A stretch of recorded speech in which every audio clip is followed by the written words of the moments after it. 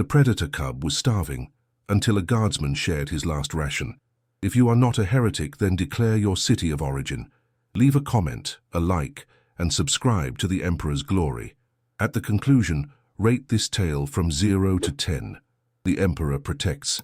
The plasma round screamed past Guardsman Korvac's head as he pressed himself against the twisted metal of what used to be a grain silo. His flak armor was cracked in 3 places, his lasgun's power pack down to its last. Dregs and the taste of blood filled his mouth. Somewhere in the smoke-choked ruins of Agri-World Verdania, the Tau fire warriors were advancing with their usual methodical precision. "Throne's sake," he muttered, checking his ammunition counter again. Still empty, still dead. That's when he heard it, a tiny, desperate mewling sound coming from beneath a collapsed beam nearby. Korvac frowned. In 20 years of service to the Emperor, he'd learned to ignore most sounds of distress. The Imperium didn't reward soldiers for sentiment, but something about this particular cry made him pause. Against every tactical instinct screaming in his head, he crawled toward the sound. What he found made him question his sanity.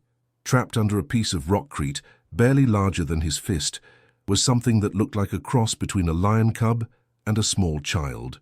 Golden fur covered its tiny body, and enormous amber eyes stared up at him with an intelligence that was unsettlingly human. The creature's ribs showed through its thin coat, and it trembled with obvious hunger and fear. "Emperor's blood," Korvac whispered.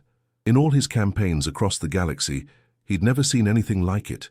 The creature tried to back away but was pinned by the debris. It made soft chittering sounds that somehow conveyed both fear and desperate hope. Korvac found himself reaching for the beam without thinking. The smart thing would be to put a las round through its skull. Unknown xenospecies meant potential contamination, heretical influence, or worse. Commissar Drex would execute him without hesitation if he found out. Instead, Korvac lifted the beam. The little creature immediately tried to flee, but collapsed after 2 steps. It was starving, dying, and Emperor help him. It looked at him with the same expression he'd seen in the eyes of refugee children on Cadia. Korvac glanced around the ruined settlement. The Tau advance had pushed through. Here 3 days ago, their liberation leaving nothing but corpses and burning buildings. The local population had been evacuated or exterminated. Either way, this little thing had been left behind. His ration pack felt heavier than usual as he pulled it from his webbing. The last protein bar. His final meal before what would likely be a glorious death in service to the Emperor. The rational part of his mind listed all the reasons why feeding an unknown Xenos was heresy of the highest order. The creature's stomach chose that moment to emit a tiny, pitiful growl. "Frack it," Korvac muttered, tearing open the package. The little being's eyes went wide as he broke off a piece of the protein bar and held it out. It approached with careful, desperate steps, sniffed once, then devoured the morsel with frightening intensity. When it looked up for more, Korvac found himself smiling, despite everything. "Hungry little tyke, aren't you?" He fed it the rest of the bar, piece by piece, watching in fascination as strength returned to its tiny limbs. The creature began to purr, actually purr, and when it finished eating, it did something that nearly stopped his heart. It climbed into his lap and curled up against his flak armor, still purring. "What in the throne's name are you doing, Guardsman?" Korvac's blood turned to ice. He turned slowly to see Commissar Drex standing behind him, bolt pistol drawn.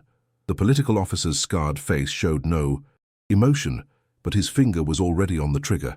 "Sir, I can explain. Fraternizing with Xenos." Drex's voice was flat, mechanical. "Feeding the enemies of mankind.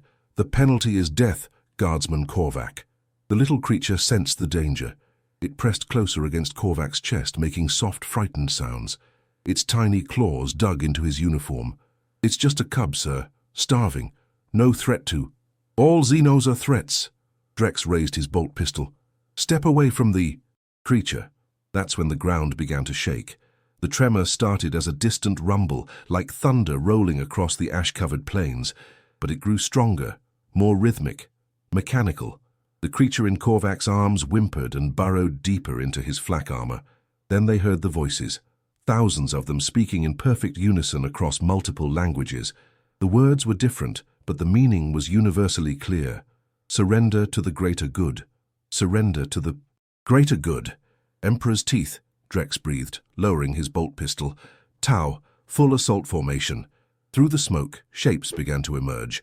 First, the sleek alien silhouettes of crisis battle suits, their fusion blasters charging with ominous hums.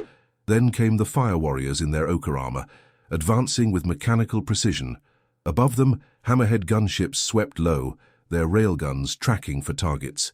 But it wasn't the Tau that made both humans freeze in terror. Behind the blue-skinned aliens came something else, something that walked on too many legs and clicked when it moved. The sound grew louder as more shapes emerged from the smoke, hulking, chitinous forms that seemed to absorb light itself. "What are those things?" Korvac whispered. Drex's face had gone pale beneath his peaked cap. "Throne, preserve us. I've heard stories. Tyranids." The creatures were unlike anything in Imperial records. They moved like insects, but had the intelligence of predators, their black carapaces gleaming with organic weapons that pulsed with their own heartbeats. Some walked upright on 4 legs, others scuttled on 6 or 8. All of them had too many teeth, and they were herding the Tau like cattle. The Blueskins aren't leading this attack, Drex realized. They're prisoners. Those things are using them as scouts. The little creature in Korvac's arms began to shake violently. Not with fear, with rage. It bared tiny fangs and hissed at the approaching swarm, its purr replaced by something that sounded almost like a war cry. "It knows them," Korvac said suddenly. "It recognizes those creatures." Before Drex could respond, one of the Tyranid bioforms raised its head and let out a shriek that made both humans' teeth ache. The sound echoed across the ruins, and every other creature answered in kind. They'd been spotted. "Fall back!" Drex shouted, but there was nowhere to go. The swarm was advancing from 3 sides, driving them toward the cliff face that overlooked the primary settlement. The little creature suddenly jumped from Korvac's arms and landed between the humans and the approaching horde. Despite being no larger than a house cat, it began to emit a sound unlike anything either man had ever heard, low, thrumming, and somehow carrying across the entire battlefield. "What in the Emperor's name?" Drex began. His question was answered by the sky. The clouds above them suddenly parted as shapes descended through the atmosphere. Sleek, organic vessels that moved like living things, their hulls shimmering with patterns of gold and amber that matched the creature's fur. Ships, alien ships, coming fast, and as they landed in the ruins around the swarm, beings emerged that made both humans question everything they thought they knew about Xenos.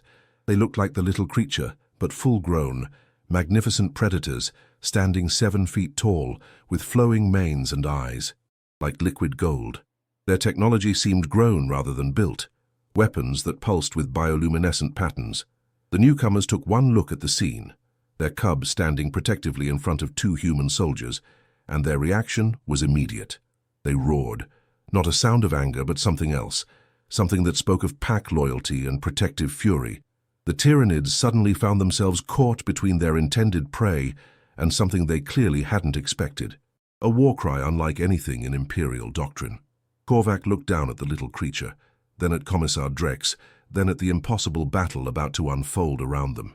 "Sir," he said quietly, "I think we're about to learn something new about the galaxy." The next morning brought harsh reality with the sound of lass fire in the distance. Keth jolted awake to find Marcus already standing at the cave entrance, his lasgun ready, scanning the valley below through the scope. "Movement," Marcus whispered without turning around. 3 kilometers southeast. Looks like a patrol." Keth's ears flattened as he crept to Marcus's side. Through the early morning mist, he could make out the distinctive green shapes of reptilian soldiers moving in formation across the dried riverbed. Their scaled armor gleamed wetly in the dawn light, and even at this distance Keth could see the cruel efficiency of their movements. "How many?" Keth asked, though his enhanced hearing had already given him the answer. 12 visible, probably more in reserve." Marcus lowered his weapon and turned to face the young Felinar. "They're searching. Someone must have reported the dropship crash." Keth's tail twitched nervously. The reptilians never gave up a hunt once they caught a scent. His village had learned that the hard way. "They'll find our tracks eventually. The rain last night helped, but not enough." Marcus nodded grimly. He began checking his equipment with practiced efficiency. Power cells, rations, water purification tablets. "How well do you know this area?" "Very well. I used to hunt here with my father before." Keth's voice trailed off as memories of his village's destruction flooded back. The screams, the flames, the terrible silence afterward. Marcus placed a heavy hand on Keith's shoulder. The gesture was surprisingly gentle for someone who looked like he could crush stone with his bare hands. "I'm sorry, lad, but right now, I need that knowledge. Is there another way through these mountains?" Keth straightened, drawing strength from the human's steady presence. "Yes. There's an old mining tunnel about 5 kilometers north. It goes all the way through to the far valley. But it's dangerous, unstable in places, and there might be cave hunters nesting there." "Cave hunters?" "Blind predators, about the size of your arm. They hunt in packs, and their bite is venomous. My people avoid those tunnels." Marcus grunted, considering. "Better than facing a full reptilian search party in open ground. Can you guide us there?" "Of course. But Marcus..." Keth hesitated, his amber eyes troubled. "Why are you helping me? Your people and mine. We've never even met before yesterday. Most species would have left me to die." The guardsman was quiet for a long moment, still watching the patrol below. When he finally spoke, his voice carried a weight that seemed far beyond his years. "Where I come from, we have a saying, the Emperor protects. But the truth is he protects through us, through our actions, our choices." He looked directly at Keth. "You're just a cub, but you've got courage. That matters. Besides," he added with a slight smile, "you remind me of someone." "Who?" "My little brother. Had the same stubborn streak, same way of asking too many questions." The smile faded. "He didn't make it off our homeworld when the Tyranids came." Keth didn't understand what Tyranids were, but he could hear the pain in Marcus's voice. Loss was a language every species understood. "I'm sorry.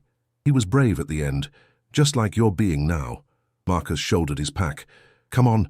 Those scaled bastards won't wait for us to finish our morning prayers." They moved swiftly through the rocky terrain, Keth leading with the sure-footed grace of his kind, while Marcus followed with surprising stealth for someone his size.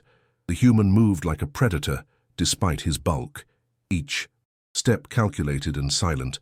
As they climbed higher into the mountains, Keth found himself studying his unlikely companion. Marcus never complained about the pace, never showed fatigue, and somehow managed to keep his equipment from making even the slightest noise.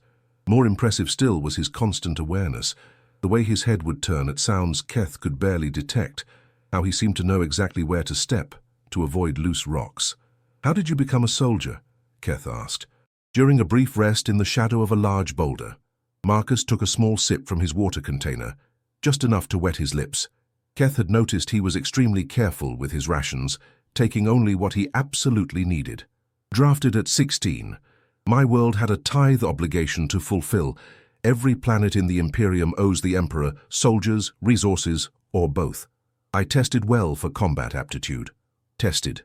Physical trials, psychological evaluation, weapons training. Most wash out. Those who don't get sent to regiments like the 47th Mordian Iron Guard." There was pride in his voice now. "We're not the biggest, not the strongest, but we're disciplined. When a Mordian Iron Guard takes a position, we hold it. No retreat, no surrender." The conviction in those last words sent a chill down Keith's spine. It wasn't boasting, it was simple statement of fact, delivered with the certainty of someone who had lived that creed. A distant howl echoed across the valley below them. Both froze instantly. "Tracking hounds," Keth whispered, his ears pressed flat against his skull. "They've found our trail." Marcus was already moving, slinging his laser gun and checking his combat knife. "How long do we have?" "Maybe an hour before they reach the cave. Less if they push hard." "Then we push harder." Marcus looked at the steep slope ahead of them. "That tunnel better be worth it, lad." They scrambled up the mountainside with desperate urgency now. Keth's natural agility served him well, but he was amazed at how Marcus kept pace. The human's augmented physique seemed tireless, driving forward with mechanical precision, even as loose shale threatened to send them both tumbling back down the slope. Behind them, more howls echoed, closer now and definitely tracking their scent. "There!" Keth pointed to a dark opening in the rock face about 50 meters above them. "That's the entrance!" They reached the tunnel mouth just as the first tracking hound appeared on the ridge below. The creature was a nightmare fusion of reptile and canine, its scaled hide glistening with toxic secretions and its eyes glowing with predatory intelligence. It raised its head, and let out a bone-chilling howl that was answered by at least 6 others. Marcus immediately began pulling rocks from around the tunnel entrance, his movements swift and purposeful. "Get inside! I'm going to try to slow them down." "What are you doing?"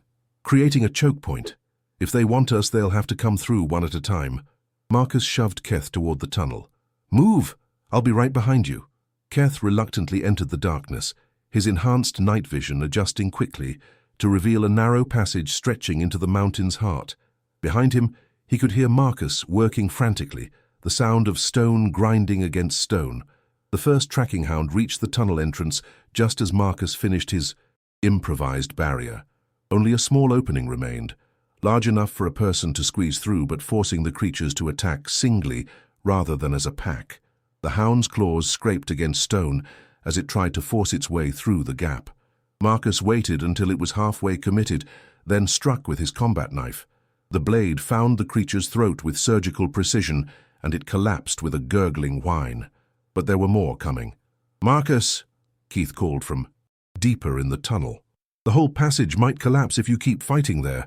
The human glanced back at the darkness, then at the approaching pack of hounds.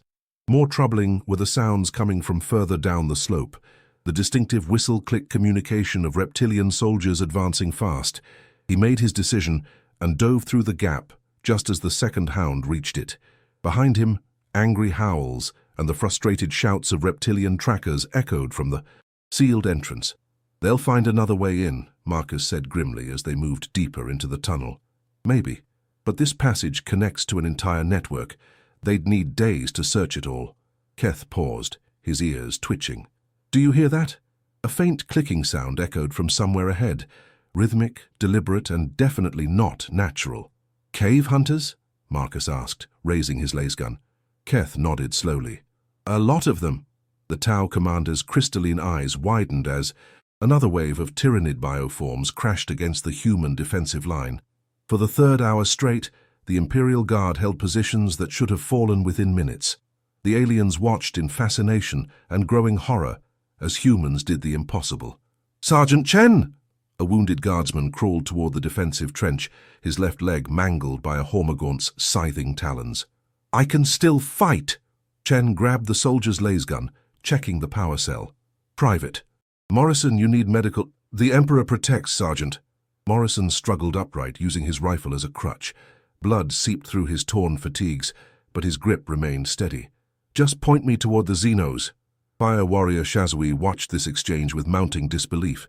In Tau society, wounded soldiers received immediate evacuation to prevent unnecessary loss of life. These humans seemed to view mortal injury as a minor inconvenience. The feline alien kitten, now called Lucky by the human squad, pressed against Morrison's uninjured leg, purring softly. The wounded guardsman smiled down at the creature. "See that, little one? Nothing stops the Imperial Guard when the Emperor watches over us." A bone-chilling shriek echoed across the battlefield as a Carnifex emerged from the swarm. The massive Bio-Titan stood twice the height of a man, its bone-white carapace scarred from previous battles. Living weapons sprouted from its limbs, bioplasma, already charging with deadly energy. The Tau fire warriors immediately began calculating retreat vectors. Their pulse rifles, effective against most enemies, seemed inadequate against such a monstrosity. Sergeant Chen calmly voxed his platoon. "All squads, we have a big one incoming. Emperor's blessing, men, make it count." Lucky mewed fearfully as the Carnifex's shadow fell across their position. Morrison gently picked up the kitten, cradling it against his chest. "Don't worry, little fella.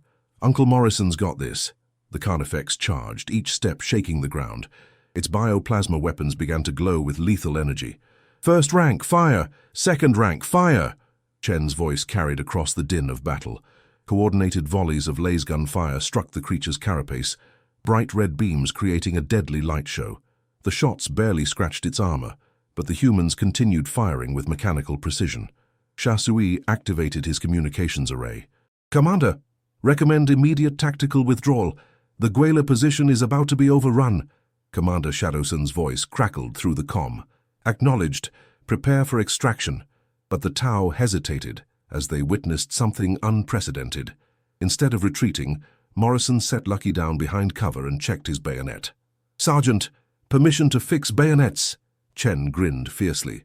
"Permission granted. All squads, fix bayonets." The sound of dozens of blades locking into position rang across the battlefield. The Carnifex slowed its charge, confused by this development. In its genetic memory, prey animals fled from superior predators. They didn't prepare for close combat. "Guardsman!" Chen's voice boomed with absolute authority. "The Emperor expects every man to do his duty for Terra, for the Emperor, for the Emperor!" The response came as one thunderous roar from over 200 human throats. The feline aliens watching from nearby. Positions felt their fur stand on end. Something primal in that battle cry triggered ancient fight-or-flight responses. These humans weren't just soldiers, they were apex predators accepting a challenge. Morrison took a limping step forward, bayonet gleaming. "Come on then, you ugly bastard. The Emperor protects." The Carnifex's bioplasma reached critical charge. Death beams would incinerate everything in a 50-meter radius. Victory seemed assured. Then something impossible happened. A new voice joined the human war cry, high-pitched but determined. Lucky had climbed onto Morrison's shoulder, tiny claws extended, adding his own fierce mule to the cacophony. The sight broke something inside the watching aliens. A wounded human soldier preparing to charge a bio-titan while protecting an infant alien represented everything they couldn't understand about this species. "By the greater good," Shui whispered. "They're all completely insane." The Carnifex fired. Bioplasma tore through the air where the humans had been standing, but Chen had led his men in a tactical advance that defied all conventional wisdom, directly toward the source of incoming fire. The death beams passed overhead as the Guardsman closed distance with impossible speed. Morrison, despite his wounds, kept pace with his squad. Lucky clung to his shoulder, tiny predator eyes locked on their massive enemy. "Bayonets! Give them the cold steel!" The charge struck home. Dozens of humans swarmed the Carnifex's legs, stabbing upward with their blades. Individually, their weapons seemed pathetic against living armor. Collectively, they found gaps, weak points, arterial clusters. Morrison drove his bayonet deep into a joint membrane. Dark ichor sprayed across his uniform, but he held position, twisting the blade deeper. "For Lucky!" he shouted, referring both to his luck and his small companion. "For Terra!" The Carnifex stumbled, confused by prey that had become predators. Its simple intelligence couldn't process creatures that grew more dangerous when injured, more aggressive when outnumbered. Around the massive bioform, the human defensive line held against endless smaller creatures. Commissar Williams walked the trenches, his bolt pistol ready for any sign of cowardice. He found none. "Steady, men! The Emperor watches! Show these Xenos what human courage looks like!" The assembled alien observers couldn't look away. Tau recorded. Everything for later analysis. Eldar Guardians maintained their distance, but whispered among themselves about the strange effectiveness of human madness. A young dire avenger named Aletok spoke to his squad leader. The Mon Ki fight like cornered rats. No strategy, no elegance. His sergeant, older and scarred from many battles, watched Morrison stab repeatedly at the Carnifex's underside while protecting his alien kitten. "Perhaps, young one, but cornered rats survive when hunters don't." The tide of battle shifted moment by moment. For every tyrannid that fell, two more emerged from the spawning pools. But for every human that fell, his squad fought harder, angrier, with increased determination. Chen coordinated the defense while engaging in personal combat. His chainsword screamed as it bit into chitinous armor. Over the Vox, reports came in from across the front. Squad 7, ammunition critical, but holding position. Squad 12, 50%. Casualties, fixing bayonets for close combat. Squad 4, Commissar down, Corporal taking command, continuing mission. Each report should have indicated inevitable defeat. Instead, they carried undertones of grim satisfaction. These humans were exactly where they wanted to be. The Carnifex finally fell, its massive bulk crushing several smaller bioforms. Morrison rolled clear just in time, Lucky still clinging to his shoulder. Both were covered in alien blood, but their eyes burned with triumphant fury. "That's how we do it in the Guard," Morrison shouted, raising his bloodied bayonet. "Emperor protects." But victory celebrations proved premature. From the spawning pools, something new emerged. larger than the Carnifex, more heavily armored, with weapons that defied classification. A hive tyrant, synapse creature capable of coordinating the entire swarm. Commander Shadowson's tactical display showed the creature's approach. This is beyond conventional engagement. Parameters. Even with their unusual resilience, the Gwaler cannot survive this encounter. The hive tyrant's psychic shriek paralyzed lesser creatures with fear. Smaller aliens cowered instinctively. Even some Eldar took involuntary steps backward. The humans responded differently. Finally, Chen grinned savagely. A real fight. All squads. Prepare for glory. Morrison checked Lucky, making sure the kitten remained secure. You ready for round 2, little buddy?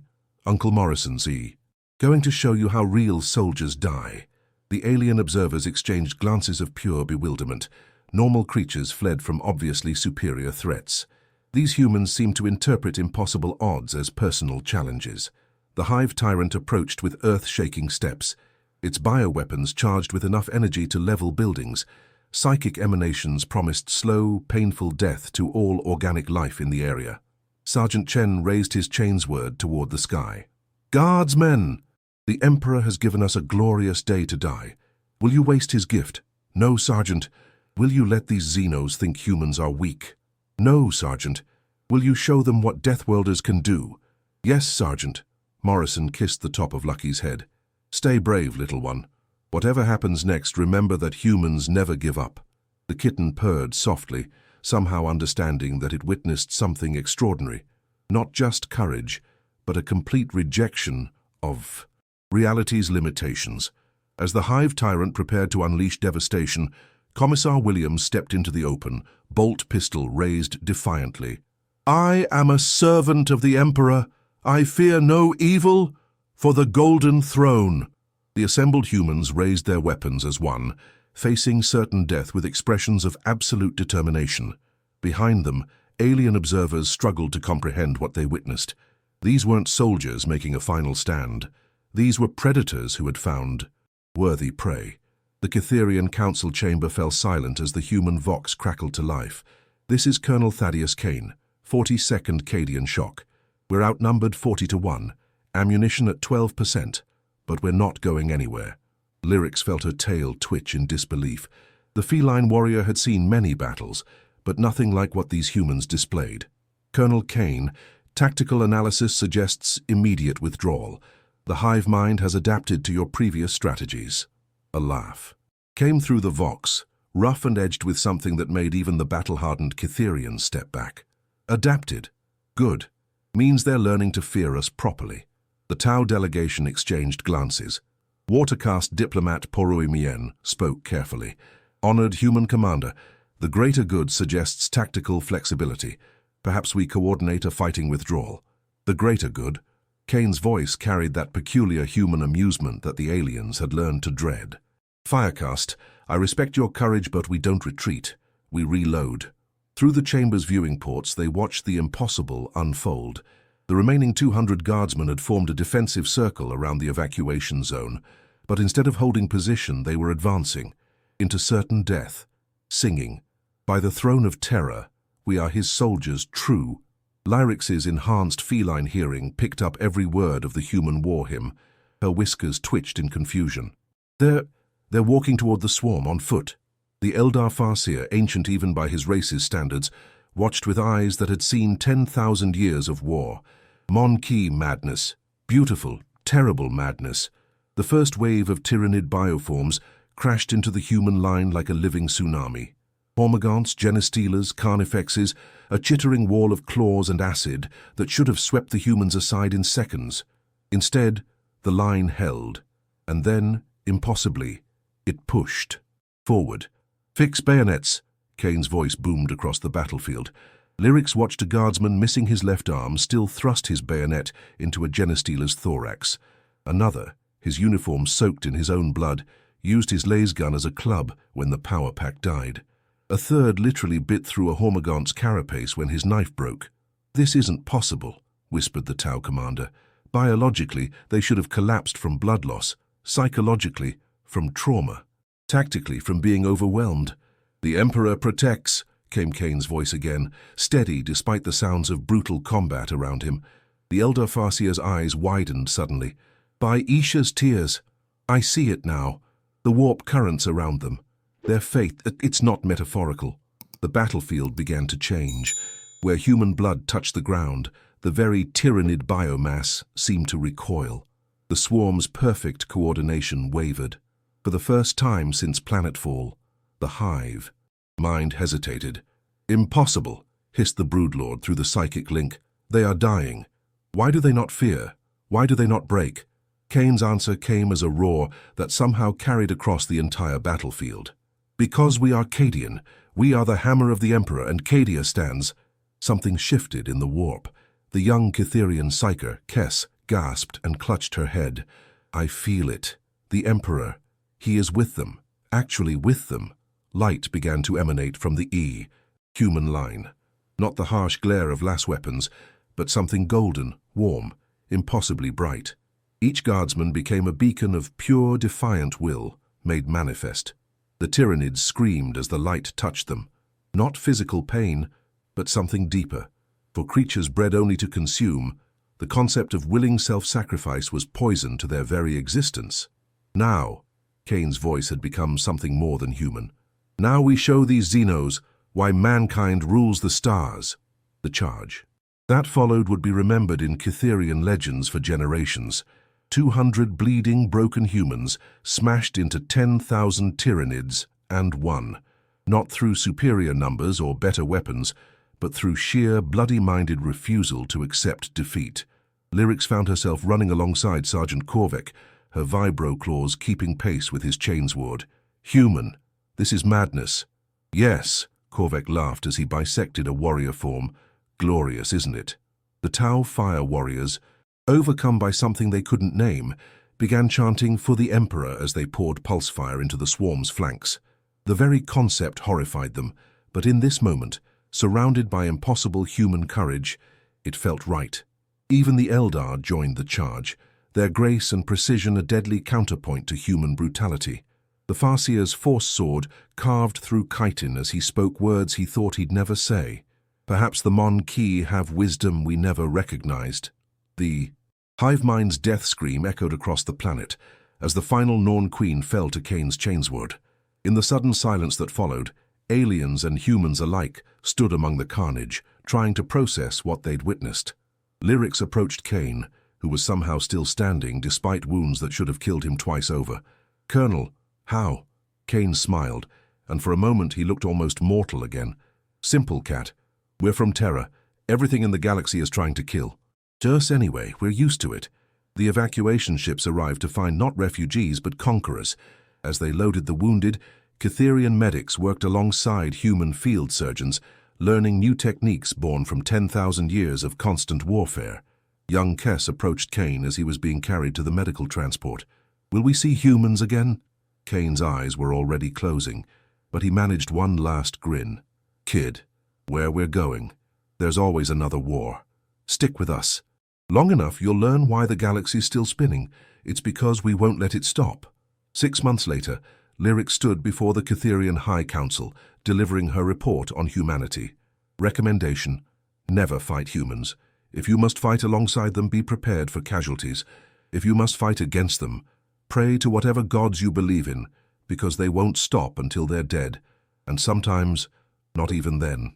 The council chamber was silent until the eldest member spoke. And their weakness? Lyrics' tail flicked in what might have been amusement. They don't have any. That's what makes them so dangerous. Across the galaxy, the 42nd Cadian had already deployed to 3 new war zones. The legend of their alliance with the Cytherians spread, and with it a new understanding. In a universe full of horrors, humanity wasn't the most numerous or advanced species. They were just the most stubborn, and that made all the difference. In the end, the galaxy learned a simple truth. You could have faster ships, better weapons, superior technology, and ancient wisdom. But if you went to war against creatures who considered dying for strangers a Tuesday afternoon activity, you were going to lose. Because humans didn't just fight wars, they were war, and war never changes for the Emperor. Angels fall.